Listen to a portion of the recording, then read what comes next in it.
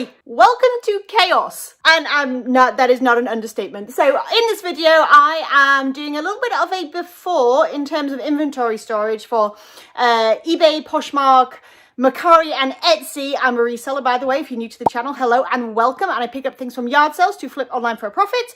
That's my full-time business. And this is the situation.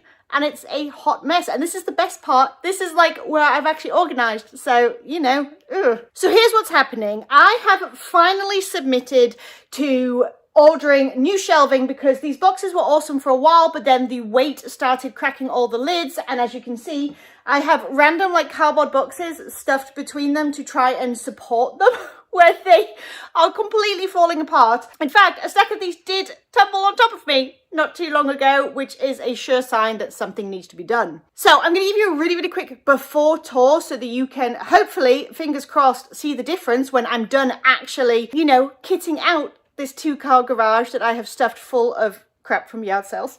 Profitable crap though, so, you know, there is a reason. Okay, I'm sorry for the darkness. Again, garage. So we are going to start right here where I'm going to show you what I have. This is a personal item right here. This needs to be tested. Don't know why it's on listed inventory. Couldn't tell you. But the situation is I have like athletic wear in here, which is overflowing, and the box is broken, which again, what? I swear things were more under control before I moved house. And then I have like a bunch of holiday kind of sweaters and stuff down here. I'm going to have, I think I have normal sweaters and then vintage sweaters. Again, these are all just totes that I found like either for free at yard sales or lying around. So I've kind of grabbed them and utilized them, but now I want something a bit more uniform and way more organized. This giant stack here, we have like some jeans, some jackets. I think I had vintage dresses in here at one point, and then just anything that was basically too bulky to go into a Ziploc bag and go into these boxes that are back here, just kind of ended up shoved over this side. We have some vintage Western wear, again, some like little bundles, a little suit from just random stuff. There's really no rhyme or reason at this point. It has gotten a little wild. Bags for yard sailing, thank you very much. And we have some giant bulky jackets here that, quite frankly, when I buy them and I know that they need to go down here in either women's jackets or bulky jackets, because they're stacked on top of each other and I have to take everything off to get to them, I like at all. So I stack them up here, and obviously that system absolutely needs to change. And then we have some overflow. So I have, I think, A through V in these ones here, and they're great because they open up like this way and have to unstack everything, but like I said, they're just giving way to the weight at this point, so they're not working. So I'm getting multi-shelf you know, shelves, and I'm going to put bankers boxes, again, all uniform, and it's a whole new system, and I'm really excited. But this is overflow, so we have like a W here, and then we have some old diaper boxes with like Y, X, and Z is over here for some reason, with vintage kids clothes here, some plush on top, a whole bunch of stacked up purses and bags. You get the drift. This is a hot mess. All right, and then let me show you these. So these are the shelves I have right now. They are not stable enough. I'm not really comfortable with them, especially with kids in the house. They have too much stuff on them. So up top, I have a lot of like textiles and things. You can see up there, just, you know, blankets, bedding, cross-stitch kits, that kind of thing. Then over here we have some breakables, you know, in a grape box, because where else would you store your breakables? It's a wonder I haven't broken something, touch wood. And then we just have, again, just some random items that didn't sort of fit anywhere. Some media, bunch of hats, again, box that I just found, some Christmas items, some jewelry back there, a bit more media, I think, hiding back there. And we have some purses. We have a bunch of, I guess these were like accessories at one point. So we've got fanny packs, hats, ties, wallets, that kind of thing. Some shoes lurking down there, a bunch more of just like random hard goods, again, that just did not fit anywhere in particular. Same thing here, just kind of like stacked up, no rhyme or reason. This is kind of like my sealed games and stuff. Again, all this will go on shelving, and a specific shelf, I hope, so that I'm going to know exactly where to look for it when it sells, and not have a conniption every time I get a cha-ching and I'm like, oh, I haven't seen that for a while, not sure if I still own it. And once again, hard goods. Again, this is our garage. Like, we come in and out of here barely. Again, I wanted something where we can actually still use it. It's functional. I'm getting casters, like the wheels on the bottom of the shelves that are going to go right here. so that if we need to bring the car in, we can just roll them up, you know, fancy and all that. And that's going to help a lot. So again, we just have a bunch of overflow of like big oversized items, bunch of boots, that kind of thing. And then these are the banker's boxes that I have so far. I am filling my third one as we speak, because not only am I redoing it in terms of the setup, I am taking the opportunity to give me strength to go through every single item in my inventory. As I am stood at my little like makeshift workstation that I have going on over here, I am literally pulling items one by one, making sure they're still listed. I have found many that are not listed. They have either dropped off or somehow they never got listed. Don't know how that happens, but it does. And then I am, of course, filling up donation bags with items that I am delisting. You guys, I literally have items that have been there for like 4 to 5 years. I'm not kidding. And they're listed for like $14 and they're not going anywhere. And it is time to pull them and donate them and move on with our lives. I am purging and tailor loft for my entire store. You know, you develop as a reseller, right? And you start picking up different things. I'm getting way more into hard goods than I ever have been, a little bit less into clothing. My clothing now tends to be more into the like quirky vintage type stuff and a few higher end pieces. So it is definitely time to get rid of some of that lower end stuff and just move on and utilize that storage space better. Also worth mentioning is my shoe storage, which is absolutely abysmal.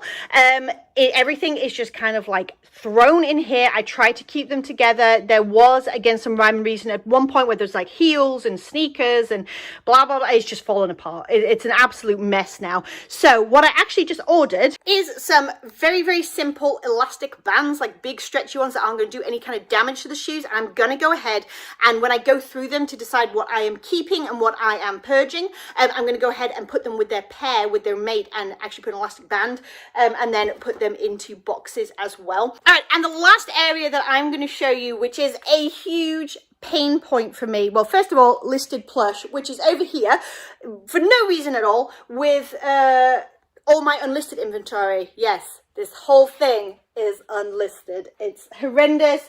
I know people call it death pile, money pile, whatever it is. I do like to have some kept back. I think that's important, especially with everything that happened in like 2020. I was really grateful to have a few totes to work from. However, this is a mess. And so I'm actually getting some shelving units and I'm going to stack this up so I can see things better. They're not going to be hidden down at the bottom of the totes. I can prioritize better. And hopefully that will be very, very motivating to have very specific places to put them away. And it's all nice and it's all lovely and it's all organized. And I'm not worried I'm going to sell something that I don't know where it is. Yes, that is the plan. That is what we're going for. So this is the before, and I hope that I'm going to be able to tag on next an after shot where it looks 20 times better, and I'm actually really proud of my inventory storage. And that is the joyful sound of my kids screaming, so now I have to go. All right, you guys, welcome back. Through the magic of YouTube, we are now 2.5 weeks later, and a lot of hard work later. And this is where I am at with my inventory storage now. I am so thrilled that this has finally come to a close. I mean, not really to a close because it's almost always going to be a work in progress. Things coming in, things going out, you know what I mean? But things are finally organized and I am so satisfied with the result. So real quick, let me just go ahead and give you the same old talk, but I'll show you exactly what I've changed and what it looks like now and how it functions as an inventory space for my business. Okay, so starting down here, we have a couple of smaller shelves. These are all from Home Depot, by the way, and the banker's boxes are from Walmart. I'm trying to move a little bit further away from plastics and stuff, though I have reused a lot of the plastic totes and things that I already had. But these are from Walmart, and all of these things are going to be linked down below as well. These smaller shelves right here with the banker's boxes, they just had to fit around. You see this kind of gap going on here? That is where like our electrical box is, so we needed to obviously work around that. And sorry for the lawnmower outside. It is what it is. So these are all actually shoes, and my inventory system for shoes is actually, it's just going to be like S and then a number, so S1, S2, S3, S4, just like that. Inside one of these, you can probably peek in there and see that these are all just pairs of shoes put together, and I've actually gone ahead and ordered elastic bands, like rubber bands here, so that I could keep all of my pairs together, kind of like they do at the bins. Woo, that is a loud lawnmower. I am sorry. Also, if I look horrendous, it's humid. It's a garage in Tennessee. It's humid. So that is what this is functioning like, and I'm really happy with it. And then up here we have a whole bunch of like linens and things like that. So obviously I have some yarn up here. I have a bunch of, I don't know, hook latch, whatever they're called, those kind of things. and then some bedding, some baby blankets, some new and sealed blankets, these Power Rangers thing that should have sold ages ago but have been in my inventory for years. I don't know why no one is buying them. They're super cool 90s dead stock. I don't get it. Then we have obviously some more blankets, some pillowcases, some sealed vintage t-shirts, a whole bunch of blankets that I have finally gotten listed, and a couple of plushies lurking up there as well. Whew, okay. Send help, it's so humid. All right, and then if we spin around slowly so as not to make you sick, these are my current hard goods shelves, at least some of them. So these are all items that are a little bit big or a little bit too like breakable to be storing in banker's boxes. So we have a bunch of like flat stuff up here. We have like some mirrors and some vintage posters, those kind of things that could really lie flat. We have some jewelry kept in here. We have hats are all in this banker's box right here. Bunch of breakables. I just did go ahead and reuse some of these cardboard boxes here because they're just so darn good for breakables. And we have a little bit of like mass media, again, just a bunch of oversized items, boxes and things that really just had no other place to go and they needed to be put somewhere by themselves. This is going to be the exact same thing. I have a whole bunch of empty shelves, which I absolutely love because that means that as I'm listing, I can just go ahead and grow into this space. We also have right here some boxes and stuff that I have saved. I do like to recycle, upcycle, reuse, whatever you want to call it, as much as I can, including like all of the packaging material. So even though it takes up a little bit of space, I do like to go ahead and keep that on hand. Okay, and then these banker's boxes here, at least these two, we're starting to get into clothing now. So this is my regular system I had before where it's just A, B, C, D. And then what I'm actually going to do is these are all empty on this second half here. I'm going to start, I got all the way to Z. I'm going to start with like A1, B1, C1, all that kind of stuff. Again, room to grow, which is exactly what I wanted. We have Halloween costumes up here in these totes. I do not have a lot on hand right now, but I will be filling up that space as I go, as the season rapidly heads our way. And then as you can see, we have sweaters. I was keeping these in like big oversized totes. I constantly had to dig through. The sweaters that I pick up, the type of stuff that I pick up is unique enough that I feel like this, I can just find it like that just because the patterns are so different. I did, however, break it up to like holiday sweaters and things like that are up here. And then we have sweatshirts on this side and then big chunky sweaters going that way, just to kind of help me out a little bit. And then down here, we have some oversized items. We're talking like big bulky pairs of jeans that I didn't want to like use an entire banker's box for. We have some things where I'm selling lots where they kind of got this elastic band again around them just to keep them together. Just a few items like that. Spinning around, we have a few more hard goods here. He's just my mascot because he hasn't sold. I don't know why again. And these are all kind of like Christmas breakables and things like that. This is not ideal because if I want, I don't even know what's in that box down there and I only just put this together. So again, not everything is ideal, but at least this is kind of tucked away and I should probably label that. That's on my to-do list now. I need to label it. All right, and then we have some totes going on. I had to use some totes. I really didn't want to, but I also didn't want to invest in like a huge clothing rack. The clothes can get kind of like dusty and things like that. And I just like how neat and organized it looks with the totes. So I am going to label these on the outside so I know exactly what is what. Here we have women's coats, really, basically women's jackets. And then I think we have some maybe athletic jackets down there. Again, I need to label these. Obviously, we have plush toys in this really big oversized one here, though it is getting full. And then down below, we have men's really big chunky jackets down there. Think like leather jackets, trench coats, puffer jackets, that kind of thing. Next, we have purses, because again, I was just struggling to find a way to do purses efficiently. So I did divide them into two different categories. The ones on the bottom are like my vintage purses and my kind of one-off unique purses. And then the ones on the top are like my higher end purses. So think like Coach, Brighton, Vera Bradley, Michael Kors, those kind of things. And then over here we have some shoe overflow, namely boots. So we have men's boots on the bottom. Again, we're talking like hiking boots, Western boots. And then in the top we have women's boots. And again, I went ahead and used elastic bands to keep them together. Now I am not tying those elastic bands tight.